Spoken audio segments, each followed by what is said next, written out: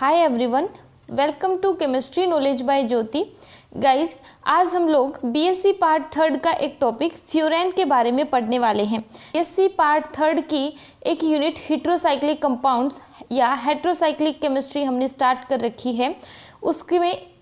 उसका एक part pyrrole हम कंप्लीट कर चुके हैं। आज हम सेकेंड पार्ट पढ़ेंगे फ्यूरेन। फ्यूरेन क्या होती है, कैसे उसकी स्ट्रक्चर बनती है, ये आप लोगों के सामने है। जब हमने यहाँ पे नाइट्रोजन और उसके साथ में एक हाइड्रोजन भी ऐड था वो रखा था, तब हम उसे पिरोल बोल रहे थे। अभी हमारे पास इस 5 मेंबर रिंग में एक मेंबर ऑक्सीजन है, तो हम इसे क्या कहने वाले हैं, फ्यूरेन कहने वाले हैं। गाइस, यहाँ पे आप लोग देखेंगे इसके लिए अनुनाद ऊर्जा का मान 71.1 किलोजूल पर मोल होता है। गाइस, अब हम देखेंगे कि फ्यूरेन का संश्लेषण किस प्रकार से होता है या फिर फ्यूरेन को किस प्रकार से बनाया जा सकता है। तो फर्स्ट मेथड हमारे पास रहेगा म्यूसिक अम्ल से। तो आप लोगों को सबसे पहले पता होना चाहिए कि म्यूसिक अम्ल जो होता है उसका फॉर्मूला क्या बनता है। तो यदि हम इसके केमिकल फॉर्मूले की बात करें तो आप लोग यहाँ पे देखेंगे कि यहाँ पे इसके पास 6 कार्बन है। एक COOH है, ये नेक्स्ट कार्बन, ये नेक्स्ट कार्बन थर्ड, ये फोर्थ, ये फिफ्थ और 6। इस प्रकार से 6 कार्बन है। 6 कार्बन में 2 COH समूह हैं और बाकी जितने कार्बन बचे हुए हैं उनके पास एक हाइड्रोजन और दूसरा OH समूह प्रेजेंट है। ऐसे इस कार्बन के पास भी H और OH प्रेजेंट है, इस कार्बन के पास भी H और OH प्रेजेंट है और इस कार्बन पे भी H और OH प्रेजेंट है। इस प्रकार की जो संरचना बनती है उसे म्यूसिक अम्ल कहा जाता है ना गाइस। म्यूसिक अम्ल का शुष्क आसवन करने से फ्यूरोइक अम्ल प्राप्त होता है, जिसके V कार्बोक्सिलीकरण पर फ्यूरेन बनता है। सबसे पहले आपको क्या करना है, म्यूसिक अम्ल का शुष्क आसवन करना है और शुष्क आसवन जब आप करेंगे तो आपके पास क्या बनेगा, फ्यूरोइक अम्ल बनेगा, जिसका V कार्बोक्सिलीकरण करने पर फ्यूरेन बनता है। तो हमें क्या बनाना है, यहाँ पे फ्यूरेन ही बनाना है। तो सबसे पहले हमने यहाँ पे लिखा है म्यूसिक अम्ल का फॉर्मूला। गाइस, ये वाला जो फॉर्मूला है ये आप लर्न कर लेंगे। यहाँ से आपको देखना है कि अब आप क्या करेंगे। आपको बोला गया है कि शुष्क आसवन करना है और शुष्क आसवन करने का मतलब क्या होता है कि आपको यहाँ से H2O बाहर निकालना। H2O कैसे बाहर निकलेगा, आप देखेंगे यहाँ पे ये वाला कार्बन और ये वाला कार्बन, इस कार्बन से हम लेंगे OH- और इस कार्बन से हम लेने वाले H+। तो ऐसे करके यहाँ से एक H2 का अणु आप बाहर निकाल सकते हैं। तो यहाँ पे आप देखना, जब H+ बाहर जाएगा तो इस कार्बन पे क्या छोड़ के जाएगा, नेगेटिव चार्ज, और यहाँ से इस कार्बन से OH- बाहर जाएगा। जब OH- बाहर जाएगा तो इस कार्बन पे क्या छोड़ के जाएगा, पॉजिटिव चार्ज। तो पॉजिटिव और नेगेटिव पास पास वाले कार्बन पर जब होते हैं तो वहाँ पे एक नया बॉन्ड बन सकता है। तो जैसे ही यहाँ से H2O निकलता है वैसे ही इन दोनों कार्बन के बीच में पाई बॉन्ड का निर्माण हो जाता है। सेम ऐसे ही हम यहाँ पर करेंगे कि इस कार्बन से हम लेंगे H+ और इस कार्बन से लेने वाले OH-। जैसे ही OH- गया इस कार्बन पे पॉजिटिव, इस कार्बन से H+ गया तो इस कार्बन पे नेगेटिव, और पॉजिटिव और नेगेटिव दोनों मिलकर क्या कर लेंगे, एक नए पाई बंध का निर्माण कर लेंगे। तो इन दोनों कार्बन के बीच में भी क्या होगा, एक नए पाई बॉन्ड का निर्माण हो जाता है। फिर नेक्स्ट हम क्या करने वाले हैं, यहाँ से ये OH जो था इससे हम निकालेंगे H+ आयन और यहाँ से ये कंप्लीट OH- आयन हम लेने वाले हैं। इस प्रकार से यहाँ से एक H2O का अणु हम बाहर निकालने वाले हैं। तो जब H2O का अणु बाहर निकलेगा तो इस ऑक्सीजन पे बचेगा नेगेटिव और यहाँ से OH- गया तो इस कार्बन पे आएगा पॉजिटिव। तो ये वाला नेगेटिव और ये वाला पॉजिटिव मिलकर यहाँ पे एक नए बंध का निर्माण कर लेते हैं। तो गाइस, थोड़े ध्यान से समझना आप लोग, एक H2O का अणु यहाँ से निकला, दूसरे H2O का अणु यहाँ से निकलेगा और तीसरा H2O का अणु यहाँ से निकलता है। और जहाँ जहाँ आपने बॉन्ड ब्रेक करे थे वहाँ वहाँ नए बॉन्ड भी हम बनाएंगे। तो यहाँ से मैंने बोला इन दोनों कार्बन के बीच में नया पाई बॉन्ड बनेगा, ये बन गया है। यहाँ से इन दोनों कार्बन के बीच में पाई बॉन्ड बनेगा, ये वाला पाई बॉन्ड यहाँ पे बन गया है। और मैंने आपको कहा था कि जब ये वाला H2O निकलता है तो इस ऑक्सीजन और इस कार्बन के बीच में क्या हो जाता है, बॉन्ड बन जाता है। पहले आप देखना, पहले यहाँ पे बॉन्ड नहीं था, पहले यहाँ पे ये इस कार्बन का OH है और ये इस कार्बन का OH है, दोनों अलग अलग थे। अभी यहाँ पे क्या हो गया, बॉन्ड फॉर्मेशन हो गया है। तो कार्बन और ऑक्सीजन के बीच में यहाँ पे क्या बन गया है, सिंगल बॉन्ड बन गया है। तो गाइज, यहाँ तक तो हमने क्या किए हैं, 3 H2O के अणु बाहर निकाले हैं। अब हमें क्या करना है, यहाँ पे ये जो COH है यहाँ से हम CO2 बाहर निकालेंगे। गाइज, ये CO2 बाहर निकालने की प्रोसेस में आप लोग ध्यान रखेंगे, ये CO2 कौन सी कंडीशन में बाहर निकलता है कि जब इस CO2 के बाहर निकलने के बाद में इस कार्बन पर जो नेगेटिव आएगा, यदि वो नेगेटिव स्टेबल है तो वहाँ से CO2 बाहर निकलेगा, अदरवाइज वहाँ से CO2 बाहर नहीं निकलता है।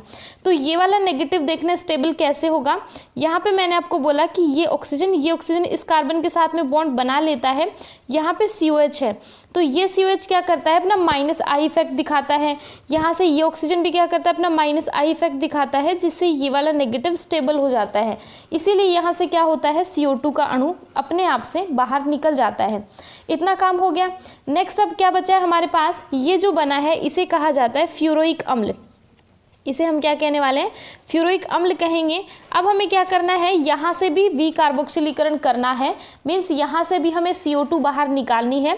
तो इस बार देखना ये वाली CO2 अपने आप से बाहर नहीं निकलती, और इसका कारण क्या है कि इस CO2 को बाहर निकालने के लिए तो ये COH जो था वो -I इफेक्ट लगाकर इस नेगेटिव को स्टेबल कर रहा था, लेकिन यहाँ पे जब हम नेगेटिव बनाएंगे तो यहाँ पे तो कोई और ग्रुप नहीं है, केवल ऑक्सीजन का -I इफेक्ट रहेगा, इसीलिए अपने आप से नहीं निकल पाता है। इसको निकालने के लिए हम यूज करेंगे कॉपर चूर्ण का, और कॉपर चूर्ण के साथ में इसको गर्म किया जाता है, तो यहाँ से CO2 बाहर निकलती है और इस प्रकार से फ्यूरेन का निर्माण हो जाता है। तो गाइस बिल्कुल सिंपल सा मेथड था, आई होप आपको क्लियर हो गया होगा। अब हम नेक्स्ट मेथड देखेंगे, पोल नोर संश्लेषण। गाइज आपको ध्यान हो तो पोल नोर संश्लेषण हमने पिरोल फॉर्मेशन में भी पढ़ा था, सेम वैसे ही हम यहाँ पर भी पढ़ने वाले हैं। सबसे पहले आप देखेंगे 1,4 डाई कार्बोनिल यौगिकों को H2SO4 इंटू ZnCl2 अथवा P2O5 आदि निर्जलीकारक फ्यूरेन में परिवर्तित कर देते हैं। या तो आपको क्या लेना है यहाँ पे H2SO4 या फिर ZnCl2 या फिर P2O5 आपको यहाँ पे लेना है। इनकी प्रेजेंस में क्या हो जाता है, फ्यूरेन का निर्माण हो जाता है। गाइस देखना यहाँ से आपको लेना क्या है, 1,4 डाई कार्बोनिल, मीन्स आप 1,4 एल्डिहाइड भी ले सकते हैं या फिर 1,4 डाई कीटोन भी आप ले सकते हैं। ये हमने यहाँ पे लिया है। R हमारा यहाँ पे H भी हो सकता है और कोई एल्किल समूह भी हो सकता है। यदि वो एल्किल समूह रहा तो हम उसे कीटोन बोल देंगे, और यदि वो H है तो हम उसे एल्डिहाइड बोल देंगे। तो हमने यहाँ पे ये वाली चीज़ ली है।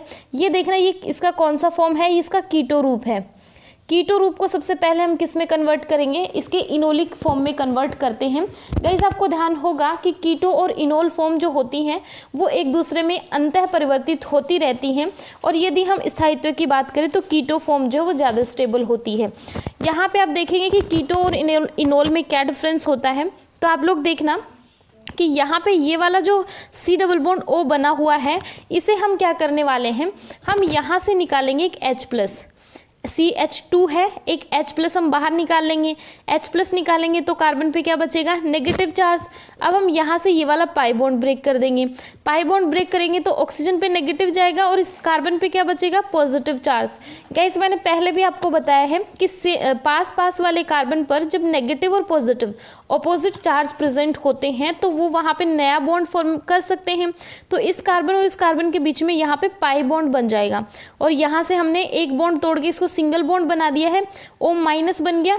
यहाँ से जो H+ निकाला था वो इस O- के साथ में जुड़कर OH बना लेता है। देखना कुछ इस प्रकार का स्ट्रक्चर हमारे पास बन जाता है कि यहाँ से इन दोनों कार्बन के बीच में पाई बॉन्ड आ गया। यहाँ पे 2 हाइड्रोजन थे, एक हमने निकाल दिया H+ की फॉर्म में, और वो H+ किसको दे दिया, O- को देकर यहाँ पे OH बना दिया है। इसे कहा जाता है इनोल फॉर्म। इनोल फॉर्म का आप ध्यान रखेंगे कि जब कार्बन पे इन प्लस ओल दोनों प्रेजेंट होते हैं तो हम उसे इनोल कहते हैं। इन क्या है यहाँ पे डबल बॉन्ड, और ओल क्या है यहाँ पे OH। OH को ओल ही लिखा जाता है IUPAC पद्धति के अकॉर्डिंग। तो यहाँ पे आप देखेंगे कि इनोल बन गया है। सेम ऐसे ही हम इसके साथ भी करेंगे, सेम प्रोसेस यहाँ पे रिपीट होगी, और यहाँ पे भी किसका फॉर्मेशन हो जाता है, इनोल फॉर्मेशन हो जाता है। गाइस इतना होने के बाद में हम क्या करते हैं, इसको P2O5 के साथ में जब गर्म किया जाता है तो आप देखेंगे यहाँ से H2O का एक अणु बाहर निकल जाता है। इस OH से निकलेगा H+, तो ऑक्सीजन पे बचेगा नेगेटिव, यहाँ से निकलेगा OH- तो कार्बन पे बचेगा पॉजिटिव। तो पॉजिटिव और नेगेटिव क्या कर लेंगे, एक सिंगल बॉन्ड बना लेंगे, यहाँ पे नया बंध बना लेंगे। इस प्रकार से हमारे पास फ्यूरेन का व्युत्पन्न हमें मिल जाता है। यदि इस R की जगह पे H होता तो हमें सिंपल फ्यूरेन मिलता, यदि इस R की जगह पे कोई और ग्रुप है तो ये फ्यूरेन का व्युत्पन्न हमें मिल जाता है। तो ये था पोल नोर संश्लेषण। नेक्स्ट हम देखेंगे फीस्ट बैनरी संश्लेषण। फीस्ट बैनरी संश्लेषण में आपको क्या करना है, आपको सिंपल यहाँ पे ध्यान रखना है कि क्या क्या आपको क्रियाकारक के तौर पे यहाँ पे चीज़ें यूज़ करनी है। तो पहले आप देखेंगे पिरिडीन विलयन में अल्फा क्लोरोकीटोन, एक तो आपको लेना है अल्फा क्लोरोकीटोन। ये देखना ये कीटोनिक समूह हो गया CH3C डबल बॉन्ड O, इसके अल्फा पोजीशन पे क्या प्रेजेंट है, क्लोरो समूह, तो इसे हम कहेंगे अल्फा क्लोरोकीटोन। दूसरा यहाँ पे देखना आपको क्या लेना है, बीटा कीटो एस्टर, इनके साथ संगनित होकर फ्यूरेन व्युत्पन्न देता है। ये आप देखेंगे कि बीटा कीटो एस्टर क्या होता है हमारे पास, ये देखना ये हमारे पास कीटोनिक समूह है, ये कीटोनिक समूह है, इसकी अल्फा पोजीशन पे यहाँ पे CH2 है और बीटा पोजीशन पे क्या प्रेजेंट है, एस्टर प्रेजेंट है। तो आप उसे क्या कहेंगे, बीटा कीटो एस्टर कह सकते हैं, या फिर आप उल्टा भी से बोल सकते हैं कि ये वाला एस्ट्रिक समूह है, इसका ये अल्फा पोजीशन और बीटा पोजीशन पे क्या है, यहाँ पे कीटो समूह है, तो भी आप उसे बीटा कीटो एस्टर कह सकते हैं। तो गाइस देखना इसका नाम क्या रहेगा, जो हमने एग्जाम्पल लिया है एथिल एसिटो एसिटेट। यह तो गाइस इस प्रकार से अब आपको क्या करना है, आप ये जो फॉर्म ले रहे हैं इनको सेम आपको इनोल फॉर्म में चेंज करना है। गाइस एक बार वीडियो को पॉज करके आप खुद से इनोल में कन्वर्ट करके देखेंगे कि कैसे कैसे आप इनोल में से चेंज कर सकते हैं, क्योंकि मैंने पहले वाले एग्जाम्पल में आपको इनोल बनाना सिखाया है। तो आप इस वाले एग्जाम्पल का और इस वाले एग्जाम्पल का दोनों को इनोल फॉर्म में कन्वर्ट करके चेक कर लेंगे। अभी मैं आपको दिखाती हूँ कि इनोल फॉर्म क्या क्या बनती है। जो हमने अल्फा क्लोरोकीटोन लिया था उसका इनोलिक फॉर्म ये वाला बनता है, और जो हमने बीटा कीटो एस्टर लिया था उसका इनोलिक फॉर्म हमारे पास ये वाला बनने वाला है। अब हम क्या करेंगे, यहाँ से इसको अपने आप में संगनित करेंगे, तो इस प्रकार से यहाँ से तो क्या निकलेगा, H2 का एक अणु बाहर निकलता है, और जब हम यहाँ पे बात करें तो यहाँ पे एक HCl का अणु बाहर निकलता है। एक H2 का अणु और एक HCl का अणु जब बाहर निकलेगा तो यहाँ पे देखना Cl माइनस निकलेगा, कार्बन पे क्या आएगा पॉजिटिव, H प्लस निकलेगा, कार्बन पे क्या आएगा नेगेटिव, इस कार्बन पे आ गया पॉजिटिव, इस कार्बन पे आ गया नेगेटिव, तो यहाँ पे इन दोनों के बीच में क्या हो जाता है, एक नया बंध बन जाता है। ये इस प्रकार से यहाँ पे दिखाया हुआ है कि नया बंध बन गया है। यहाँ से हम H2 निकालेंगे तो इस कार्बन और ऑक्सीजन के बीच में भी क्या होता है, यहाँ पे एक नया बंध बन जाता है। गाइस इसके साथ इस कार्बन के साथ CH3 था, हमने ऐसे की ऐसे रखा है, इसके साथ में COO(C2H5) था, ये भी हमने एज इट इज रखा है, और इस कार्बन के पास में CH3 था उसको भी हमने एज इट इज रखा है। नेक्स्ट आप देखेंगे, नेक्स्ट हमें क्या करना है, इसका जलीय अपघटन करना है। जब जलीय अपघटन करेंगे तो COO(C2H5) जो है वो किस में कन्वर्ट हो जाता है, कार्बोक्सिलिक एसिड समूह में चेंज हो जाता है। और ये किस प्रकार से चेंज होगा, मान लो C डबल बॉन्ड O(C2H5) ये इस प्रकार से है, और हमें क्या करना है उसका जलीय अपघटन। और जलीय अपघटन का मतलब क्या होता है कि उसके पास H प्लस आयन और OH माइनस आयन दोनों प्रेजेंट हैं। तो यहाँ पे ये वाला इस ऑक्सीजन पे नेगेटिव आएगा तो इसे तो मिलेगा H प्लस आयन, तो ये तो बन जाएगा OH, और यहाँ से C2H5 को क्या मिल जाता है OH, तो ये बन जाएगा C2H5OH। इस प्रकार से जल अपघटन होता है जिससे यहाँ पे COH का फॉर्मेशन हो जाता है। तो इस प्रकार हमें फ्यूरेन का व्युत्पन्न यहाँ से मिल जाता है। गाइस ये था फ्यूरेन और फ्यूरेन को बनाने की विधियाँ या फिर फ्यूरेन का संश्लेषण। आई होप आपको ये समझ में आया होगा। यदि आपको वीडियो अच्छी लगी है तो लाइक शेयर और सब्सक्राइब जरूर कीजिएगा। Thank you so much for watching.